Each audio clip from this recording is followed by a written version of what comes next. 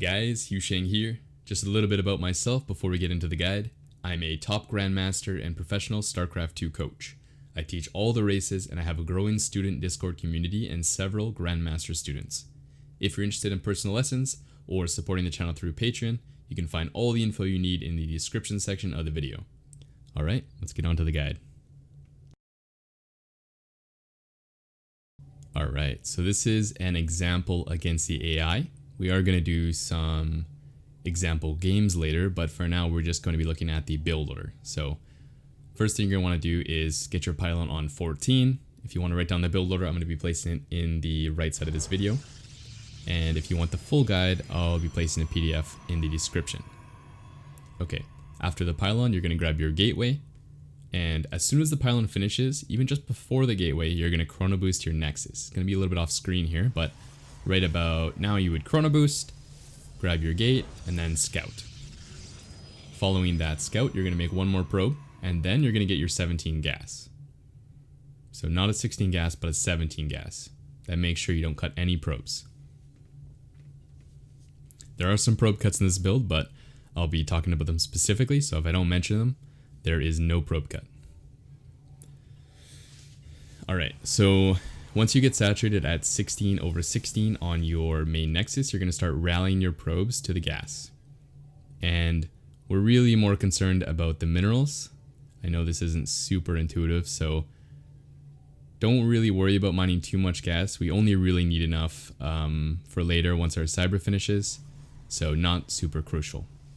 On 20 supply, you're going to grab your nexus, and then following the nexus, there is a probe cut right here. I'm going to pause. There is a probe cut right here. So 20 nexus, and then 20 again, cyber core. Okay, this is one of the 2 probe cuts in this whole build. And the only reason we're doing this is because we've been so greedy already that if we were to push it any further by making one more probe, then we might die to like some early links. So we're pushing it really far already, and this is just maximizing that greed and making us safe. So 20 nexus, 20 cyber core. Following the cyber core, you can go 20 gas or 21 gas. I actually think 20 gas is a little bit better, but you have to be very quick. And it's also a bit easier if you just use the same probe that made the cyber core to build the gas, but that'll mean it's going to be 21. Either way, it doesn't really matter unless you're like masters or GM. So 21 gas, 22 pylon. Pause it here again. Make sure you place this pylon somewhere where you want to hide your tech. This is the pylon that's going to have all the tech.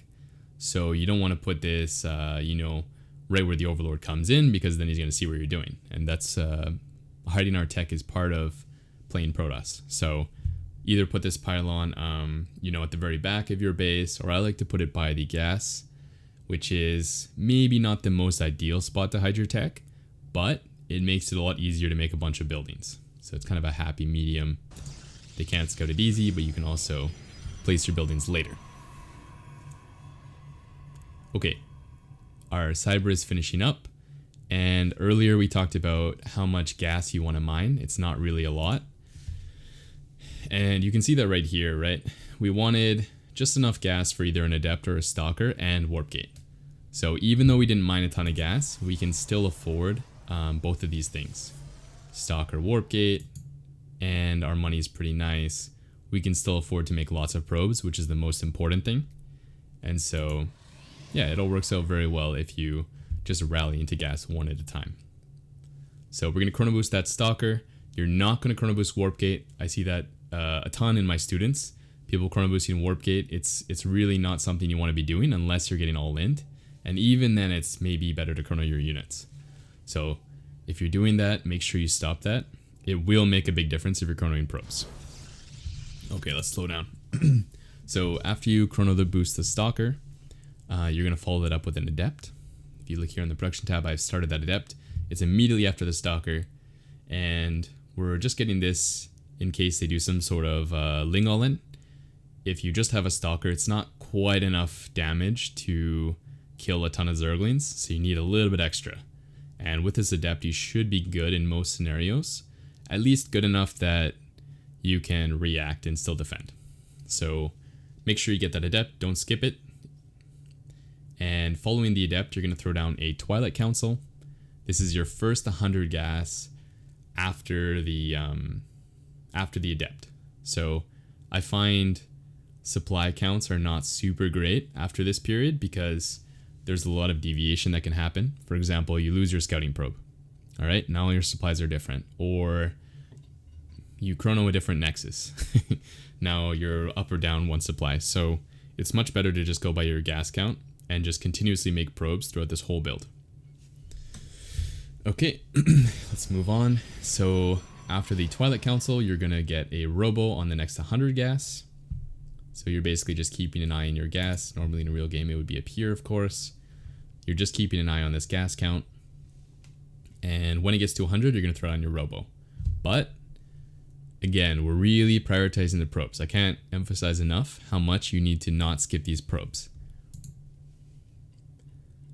So I might reach 100 and go slightly over because I queued up like one more probe on one of these nexi, I should say, and I didn't skip any. If you look up here, there's no probe skipped ever. Okay, so robo. After that, we're gonna just keep probing, but you're gonna stop. This is the second probe halt. If you are below maybe masters, then I would say don't even worry about halting the probe production, just continue. But if you want this build to be super tight, if you want to hit at, I think the warp in time is like 436. If you want to hit at the time, you're going to have to do a probe cut.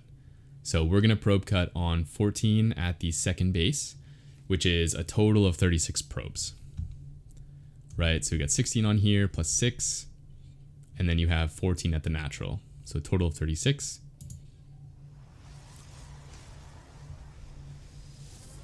Once your Twilight finishes, the goal is to get a Dark Shrine and then to get 3 gates. But if you are a little bit worried about pressure, or you just want to play a little safe, you can grab one of the gates a little bit earlier and just place it at this second base. I think we'll get a shot of that in a second. So just finish your wall with that gate and then put the extra 2 gates in the main. So we're adding on 3 gates, but they can go in different locations. It doesn't really matter where they go. So you're going to want to use one of them for the wall, or maybe 2 of them for the wall. And then wherever the last one you want to put doesn't matter.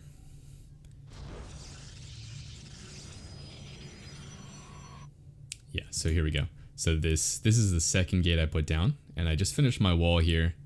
And I'm not sure if I do it in this game, but you could also put your 3rd gate here with the idea of making sort of like a second wall. If you can just imagine a gate here, there'll still be a little space for this adept. And so you'll have one wall here with a stalker and one wall here with the adept. And the reason that can be quite good is because you can get away without a shield battery. And if they do some sort of baneling bust, it might kill the stalker. And then normally they would get in with all their lings and kill your probes, sack your base. But if you have a secondary wall here, then they have to kill that with banelings as well. And so that'll buy you a little bit more time to maybe put a building behind here, or warp in some units, etc. Right. Yeah, so instead of imagining, I could just play the video for 4 more seconds. Alright, let's get down all our gates. And then once your once your gates are all down, we're still cutting probes, by the way. You're going to start your warp prism. Okay, and this is kind of a limiting factor for the build. So you're going to want to chrono boost the warp prism, and you're going to want to rally it straight across the map to where you want to warp in. Okay, so chrono boosting, we want it to get there as fast as we can. The rally point is so that there's no human error at this part of the build, right? If you rally it, it's going to immediately go there. If you just keep it rallied here or just on the robo, then you might react right away and grab it, but you're still losing like a second or 2. And that's like the best case scenario. So yeah, you don't want to forget your warp prism here. So you want to rally it across to where you want. Just be careful that you don't rally it on top of their base, because if you do that, then it could run into some queens or spore crawlers or whatnot. So rally it instead, maybe a little bit outside, maybe to this watchtower, or over here is where I like to go. And that way it's going across, but it's still safe. I should note that there's also a little bit of a War Prism change. It cost 50 minerals more, so in this replay, the War Prism costs 200, but I mean, it's not a huge change. It's not going to make a big difference to your build. After the Warp Prism, you're going to immediately grab 2 gases. In this game, I grabbed 2 gases and then 2 pylons. You could also go pylon, gases, pylon. Honestly, it doesn't really matter. I won't even get into why you would do one or the other because it's so negligible. Okay, after this, so you got your 2 pylons. After this, you're going to start thinking about taking your 3rd. It's pretty early to take your 3rd, to be honest. You're not actually going to throw down the Nexus for another like 30 seconds, but I think there's going to be a lot going on in the next 30 seconds, especially if your Zerg opponent decides that they want to pressure you. So starting to think about that and get a probe over there, stuff like that is going to be really beneficial in case things get hectic. Okay, so thinking in advance. Hotkey your Warp Prism if you don't. Super, super helpful.